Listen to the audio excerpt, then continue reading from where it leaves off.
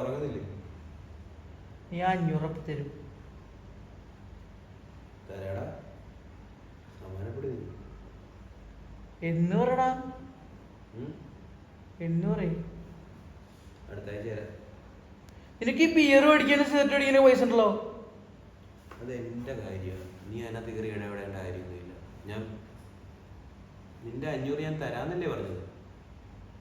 പിന്നെ നീ ബിയർ അടിക്കുന്നത് സിഗരറ്റ് വലിക്കുന്ന കാര്യമൊന്നും എടുത്തിനകത്ത് ഇടേണ്ട കാര്യമൊന്നുമില്ല. അത് എൻ്റെ പേഴ്സണൽ കാര്യങ്ങളാണ്. അതിനകത്ത് നീ ഇടപെടേണ്ട കാര്യമൊന്നുമില്ല. എടാ, നീ ഫുഡ് കഴിക്കാൻ പൈസ ഇല്ല, അതുകൊണ്ട് 500 ഇട്ട് തരണം എന്ന് പറഞ്ഞിട്ട് ഞാൻ തന്നത്. ഇപ്പൊ നീ സിഗരറ്റ് മേടിക്കുന്നു, ബിയർ അടിക്കുന്നു. നിനക്ക് നിന്റെ പെമ്പിള്ളേരെ പോകാനൊക്കെ നിനക്ക് പൈസ ഉണ്ട്. നിന്റെ പ്രശ്നം എന്താ ഇപ്പം? 500 തരാത്ത അതോ പെമ്പിളാരോടെ പോകുന്നതിൻ്റെ ആണ്? നീ എന്ത് വേണേ ചെയ്തോ, പക്ഷെ ഈ പൈസ തിരിച്ചരണം. പൈസ തരാടാ, നീ ഒന്ന് സമാനപ്പെടും. എടീ, റൂമിന്റെ റെന്റ് കൊടുത്ത് 2 മാസമായി. ഞാനെന്താ വേണം? നീ പൈസ തരണം.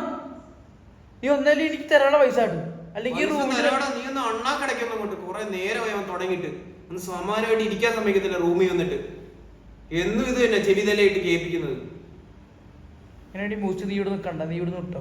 അയ്യടാ, നീയാടാ പറഞ്ഞത് ഞാൻ ഇവിടെ നിക്കണ്ടെന്ന്. നീ ആരാടാ ഞാൻ ഇവിടെ നിക്കണ്ടെന്ന് പറയാനായിട്ട്? നീ പോടാ പുറത്ത്, നീ റൂമിൽ നിക്കണ്ടാ. ഇത് അവനോട് ചോദിച്ചു നോക്ക്, അവനോട് ചോദിച്ചു നോക്ക്. അവന് നീ നിക്കണതിന് വലിയ താല്പര്യമൊന്നുമില്ല. ആണോ? അങ്ങനെ തന്നെ.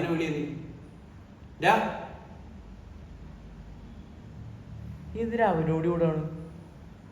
പിന്നെ നിന്റെയൊക്കെ ഇടയിൽ ഞാൻ നിന്നിട്ട് പിന്നെ നിന്റെയൊക്കെ കുണച്ച വർത്താനം കേൾക്കുകയും വേണം. ആ കേൾക്കണോ?